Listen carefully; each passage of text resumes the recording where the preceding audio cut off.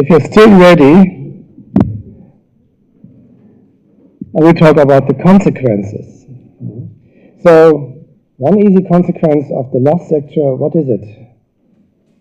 If you have a patient who is suffering from chronic cancer pain with a lot of psychosocial aspects, how should we treat him? With a multimodal program, including psychologists, physiotherapists, and we do that in our hospital. Behind this rock, we invite them to come for about 16 days.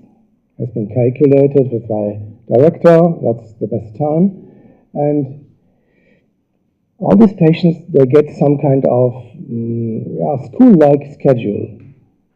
So in the morning at 8 to 9, there's visits by the doctors. From 9 to 10, there's a group therapy. Then there's a single therapy. Then there's an education by a psychologist, for example. Then it's midday, and it's a little break. Then afterwards, about 1 o'clock or 2 o'clock, there's the next group therapy. We have a very interesting combination of several therapists. We have got we are obliged to have 3 disciplines at least in Germany: a physician, a physiotherapist, and a psychologist. But we have further disciplines. For example, ergotherapists. We have a sport trainer with us.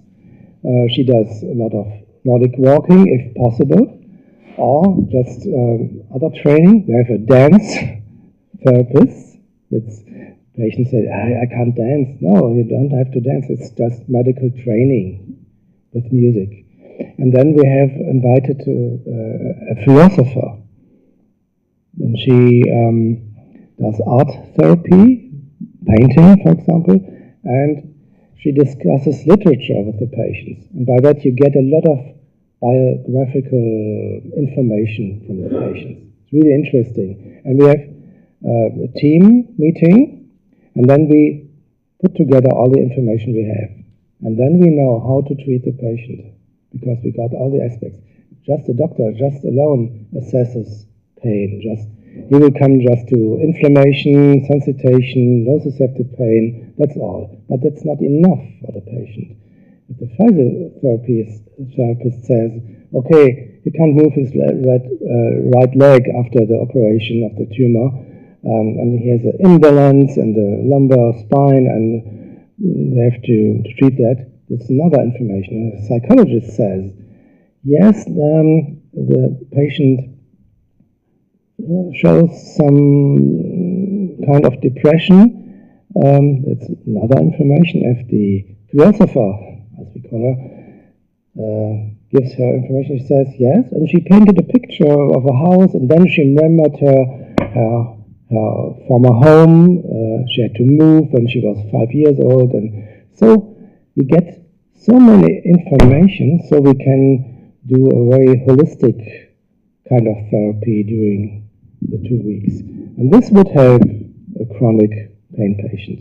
So this is beside medicaments. And now I'm going over to the WHO letter. I think you all know that. Yeah? This is very odd. Yeah, this is the old picture. Yeah. Okay. I think it's very often it's misunderstood.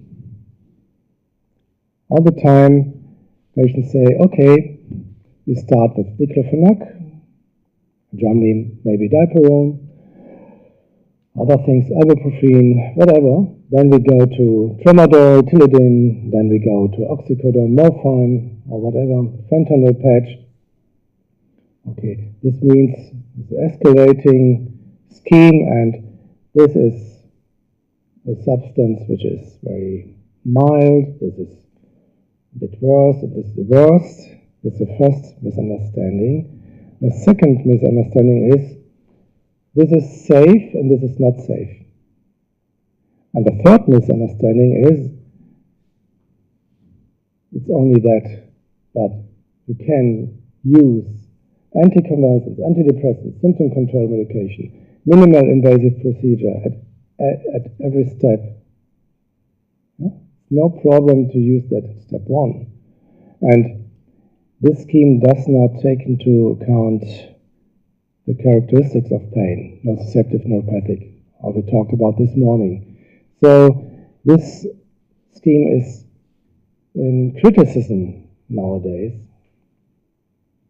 And what I refer to is just this.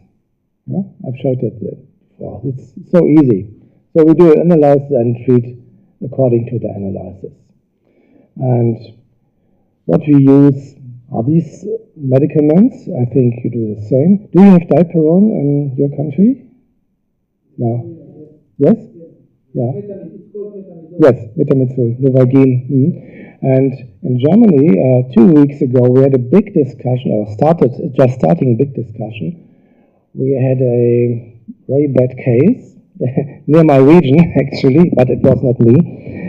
An orthopedist prescribed metamizole. The patient developed the symptoms of the agranulocytosis, consisting of pain in the tonsils, and the patient was sent to a head and neck surgeon. He said, okay, it's an abscess of the tonsils. Okay, we have to operate that. He did the surgery. He injured a vessel. Then we had a blood count of 2,000 leukocytes. Then metamizole was going on for 2 weeks. Then the leukocytes were about 500. Somebody started thinking, maybe this is a hematological disease. Was sent to an oncologist. He made a probe of the marrow, and then he couldn't explain what happened, so the patient was sent to a university, and the youngest assistant doctor said this could be a side effect of metamizole. He was right. Patient had been ventilated for about 4 weeks because of the injury of the vessel and everything. So there's a big discussion in Germany on step 1, and this is one of the points I wanted to say. If you think step 1 is a very simple and easy approach, to my opinion, it is not. And what about the other substances? Okay. I don't think I have to refer to this. I think you all know this, and I think it's also in the handouts. But also here we use different mechanisms. For example, these substances, diclofenac and ibuprofen, we have an unselective cyclooxygenase inhibitor, which is, and here is celecoxib, and there's another one that's missing, etoricoxib. We use it very often. It's selective COX-2 inhibitor. The problem with it, with celecoxib and etoricoxib in our country, is it's not officially indicated for the treatment of cancer pain. It's just diclofenac and ibuprofen, ketoprofen as well. In Germany, we do not use ketorolac and ketoprofen so often. Do you use that? Yes? I've got no experience with it, I must admit that. I'm sorry. Yes? It's like diclofenac then, I guess, or... Yeah, okay, okay. And this is acetaminophen, we call it also paracetamol in Germany.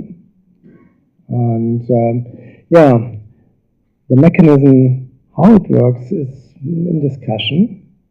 Some years ago we were of the opinion that it would work via a COX-3 enzyme, which does not exist, or the COX-1A or 1B or whatever. What we know now, it seems to be a totally different pathway, and it's after the cyclooxygenase that it inhibits the enzymes, but it has the same effect as the diclofenac. It's interesting, but it's also in discussion. And in treatment of cancer pain, this is step one, substances. Now, there were early doubts. There's no scientific evidence that these substances are better than others. And all studies we have are insufficient in a way. So if you refer to a step scheme, I would expect better evidence. But it's no reason not to use it, okay? What we found out in studies was there's no difference in the analgesic efficacies of NSAIDs versus other NSAIDs, NSAIDs plus opioids versus NSAIDs alone, NSAIDs versus opioids. But what we know, and I didn't get this picture with me because then the lecture would have become too long, is that we know that COX-2 inhibitors are very potent. And if you refer to the mechanisms, we have a lot of side effects. And you all know if we inhibit the COX-1, then we have damage to mucosa of the gastrointestinal tract. But if we just refer to the inhibition of COX-2, we will lower down the inflamed tissue. It's a good effect. And long time ago, I called my colleagues who would go on prescribing ibuprofen further on. I would have called them a paid murder, because we have many problems with gastric ulcerations due to this substance. So I said, you have to use celecoxib or rofecoxib, Wirz, in former times. But what we did not know was that the COX-2 inhibitors, that they led to more myocardial infarction, to more apoplex, cerebral insults, or thrombosis with lung embolism. And the reason why is that we found out that the COX-2 enzyme seems to be a protective enzyme for all vessels. So if you lower down the protective effect of the COX-2, thrombosis must arise. And therefore, rofecoxib was taken away from the market in Germany in 2004. And it was a big scandal because all the data leading to this withdrawal have been present for about 5 years. And this time I had said in a lot of lectures I've presented the data, and people were angry with me because they said, why do you not use rofecoxib in patients? It is so beneficial because you don't have so many gastric ulcers. Okay. But we learned a thing of it.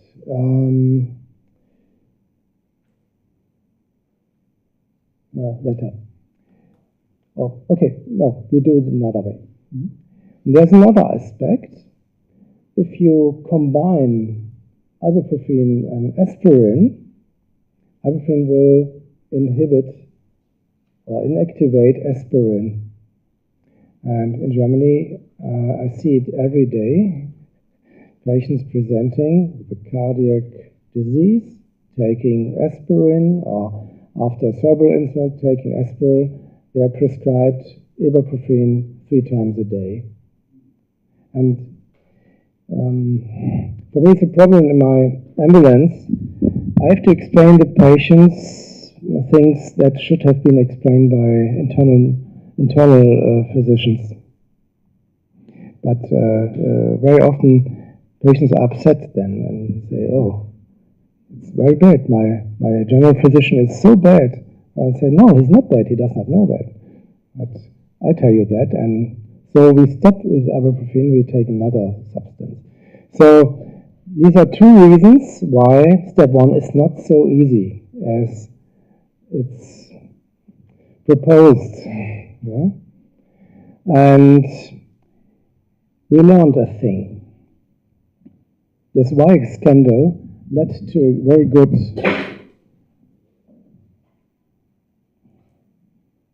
conclusion. If you just use your mind and you think, how do all these substances work via the cyclooxygenase mechanism? If you take diclofenac and ibuprofen, they both inhibit both enzymes, 1 and 2. If you just take COX-2 inhibitors, just inhibit 2. So, with regard to the cardiovascular effects, also ibuprofen and diclofenac inhibits COX-2, doesn't it? So, then we had several studies on this topic, and I stopped in 2006 to collect all these studies, all these meta-analyses, because they have been repeated every year since then, and all the time with the same result. Also, diclofenac and ibuprofen are toxic for cardiovascular patients. And therefore, we don't use any diclofenac, ibuprofen, celecoxib, etoricoxib. I would not use ketoprofen in patients who had been suffering from a myocardial infarction, from cerebral insult, or from thrombosis. And with regard to cancer pain, we must think about, is it a chronic pain patient or is it a terminal patient? And I think it's an ethical discussion. If the patient is really suffering from severe pain and diclofenac is sufficient for him and he has just some weeks to live, I could discuss giving him diclofenac, but not for the chronic pain patient. So we have got more information of these substances. So what does not affect the organs, not affect cardiovascular system, I did not tell you anything about kidney diseases and so, but I think you know that all. But does not affect all the organs are the opioids. And the step 1 and 2, the step 3 and 2 and 3 differentiation is a thing that is problematic for me as well. But first of all, these substances have been in use for about thousands of years. This is the opium, and this is an old papyrus describing how opioids are used in pain. One of the first pain publications. Cannot read it. And we had fixed prices in the Roman Empire for several drugs, and here you see opium is more expensive than hashish. So it was an important thing. We have a lot of famous opium users. Titus, Nero, Mark Aurel. Titus died because of an overdose. Nobody knows that. Nero was prescribed opium by his doctor. Maybe the fire of Rome was generated by this. And one of the first addicts that were described in literature was Mark Aurel. And there are some receipts from the internet, but it's taken away from the internet. So you see opioids are widely in use. There have been many wars on opioids as well, Chinese wars, and has influenced literature as well, and has been used for children. Huh? Do you do that? No. I don't. We do that. We do that in Germany. And also against asthma. So opioids are used for many things. And I think we come to back to that later in further lectures. But opioids are not so easy for using because they reveal different properties. And I just want to show you how different opioids may act at different receptors. If you just look at this list of opioids, I've done some circles here. And this means these opioids act on the mu receptors, mainly. And these opioids work on the kappa receptors, on the delta receptor. And these opioids had to work, interesting, the serotonin receptors. Maybe there's an influence as well in the descending pathways of the antinociceptive system, and the noradrenaline as well. Very interesting. And also the NMDA receptor. We heard about that before. So many people say methadone is good against chronicity. I think it's not so easy, and there are other factors. So, it's not all the same. Opioids are very different from each other. And as to the analgesic potency, that is related to the way the opioid binds to the receptor and how intrinsic it works. For example, naloxone has a good binding behavior, but it's not intrinsic at all, so it's an antagonist. And here you see step 2 to 3. I think it's voluntary, and for us it's just differentiation. Here we need a special form for prescribing the opioids, and here not. How is it in your countries? Do you have a special prescription form for these? And for these, another one? Yes? This can be prescribed in a general recipe, these 3. Yeah, tramadol. Yeah. And these not.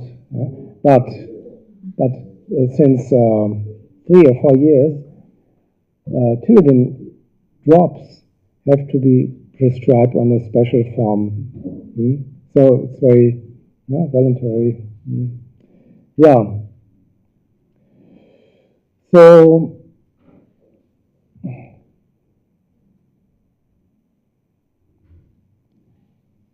here you see a lot of problems with ill patients. Here we have a lot of side effects, and I think this is in the handout. Are they really effective in cancer pain?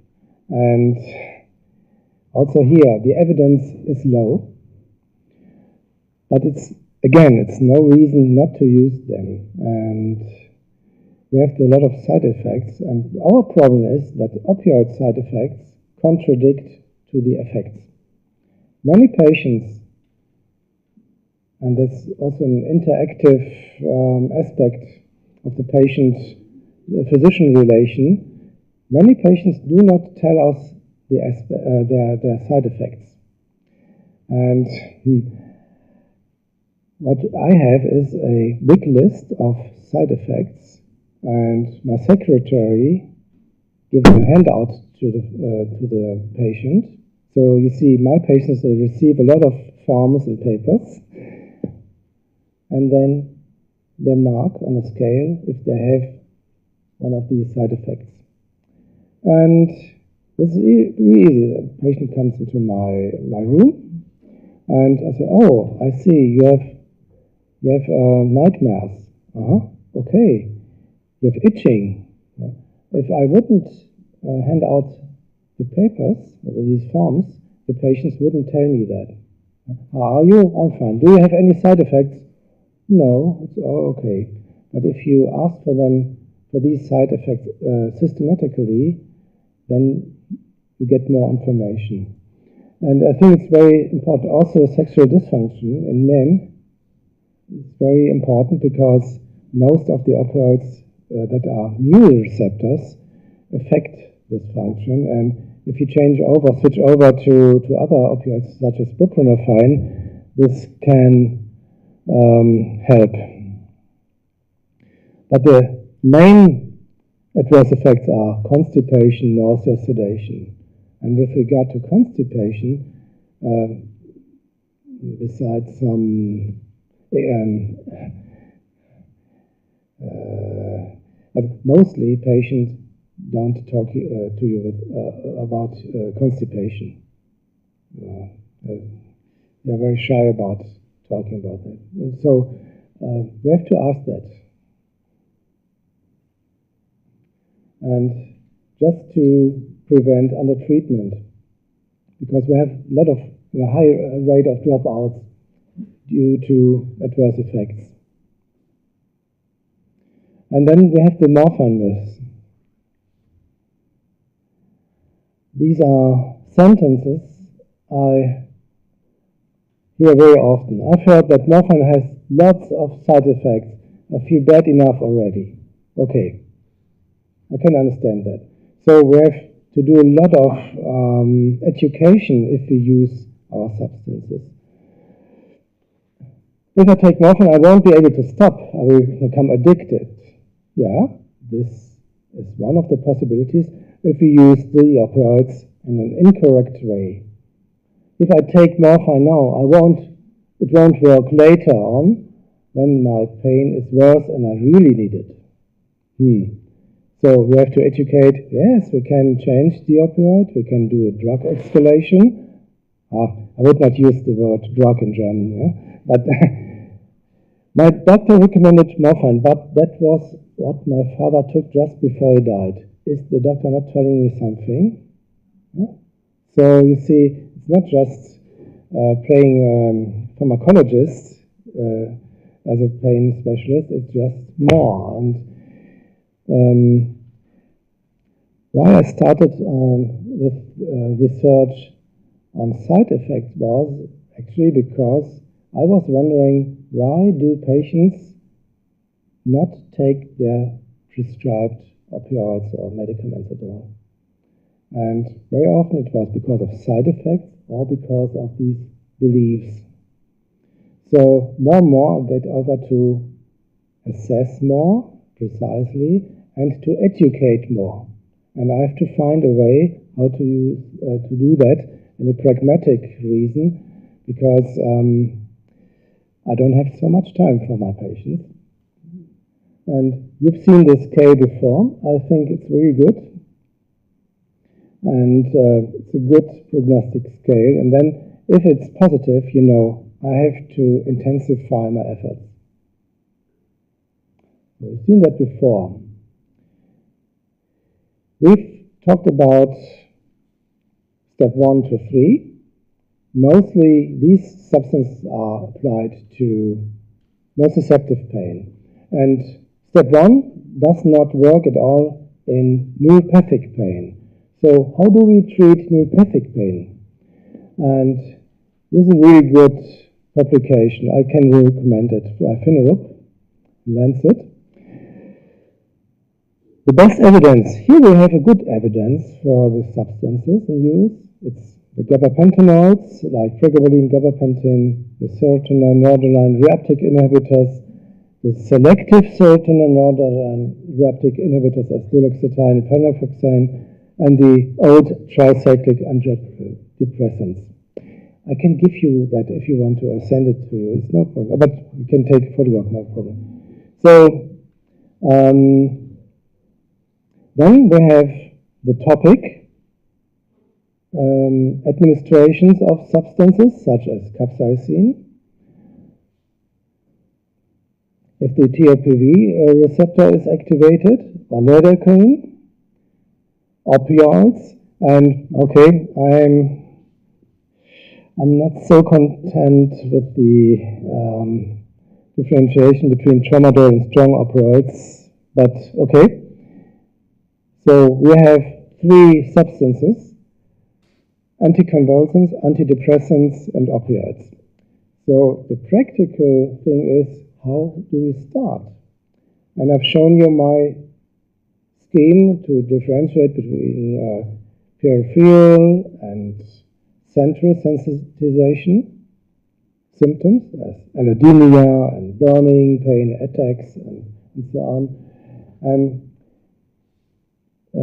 we cannot give all these substances at once in one patient. We have to start with one. And if a patient reveals more peripheral sensitization symptoms, such as burning or attacks, then he receives a sodium channel modulator as amitriptyline or venlafaxine duloxetine.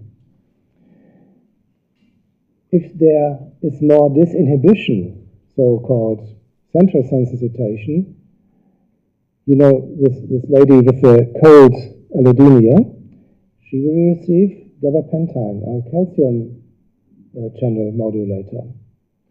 And if it does not work, we add the other part. Yeah? So there's no evidence for that scheme, but this is antidepressant, anticonvulsant in combination, sometimes with opioids, sometimes this combination or this. And never forget the topical possibilities you have. We have the capsaicin patch, and in former times we prescribed capsaicin as a cream. Yeah? It's also possible. And you can also use lidocaine cream. And what I've done in the last 18 months is a new scheme. I use Ambroxol. You know that? Ambroxol is, if you've got a big cough, if you're coughing, you often get Ambroxol for, and it has properties that are sodium. It's a strong sodium channel blocker, and we have a recipe, and we make that. It's really good for herpes zoster, for example. Yeah, I've seen that, and this has the consequence. Here we start central sensitization. We start with gabapentinoids, and here with the antidepressants, but it does not work in all the patients. I must admit that, and just how to start, and not to combine all the substances in the beginning. If you get a desensitization, there's no therapy. If you get central sensitization, as I said before, okay. And this is how we do that in my department. But it's just one proposal. There's no scientific evidence for that. We're just testing that. We're doing a study on it, and we included 150 patients with a combination of therapy of 2 anticonvulsants. There's, you know, carbamazepine has sodium channel blocking properties, as also amitriptyline has, and we combine it very often with gabapentin and pregabalin, but it's experimental, yeah. And you must take into account the patients I treat. They have a long career, have been suffering from pain a long time, and very often they have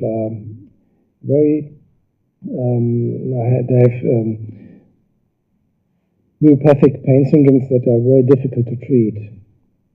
So for topical, we have heard about that, capsaicin. And mental, you know this man, is a German politician, Helmut Schmidt. I liked him very much. He was a heavy smoker. He was the only politician who was allowed to smoke in television. And yes, mental. He liked mental cigarettes. And when menthol cigarettes had been prohibited in Germany 4 years ago, he bought about 10,000 packages And he calculated that I will live such time, but he did a miscalculation, so there are 8,000 packages free. If you want one, okay. Another treatment principle are minimal invasive procedures. And if you have, for example, cancer pain in the head and neck region, you can do sympathetic blocks or administration of opioids to ganglia, as here. And I like this picture very much. So we come to the conclusion. This WHO step scheme is a very complicated thing. It suggests that it is easy, but it is not at all. Step 1 mostly includes harming substances. Step 2 and 3 have the disadvantage to cause a lot of side effects. All these factors lead to the point that patients do not accept a pain therapy and they stop pain therapy. Therefore, the conclusion is we have to communicate with the patient in an educational effort just to teach them what can happen, not to produce a nocebo effect, but just to have a partner. And I need, in my first contacts with my patients, I need a lot of time, but in the following contacts, I need less time. So the investment of this time for education and explaining all the things is a good investment. And then, however you call it, any step scheme will work better. Okay, so I've done 3 lectures now. I'm tired. I stop now. I thank you for discussing with me later, and now I think it's a good thing to hear about minimal invasive procedures. Okay, Dr. Wirz.